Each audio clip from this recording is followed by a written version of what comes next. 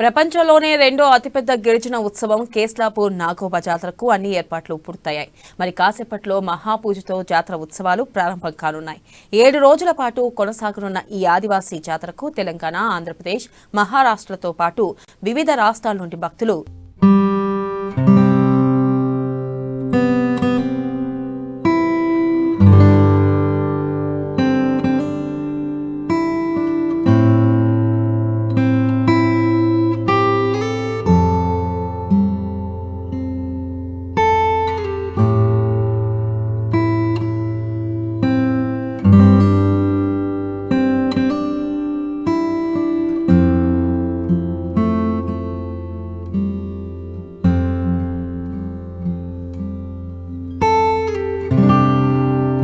చేస్తున్నారు.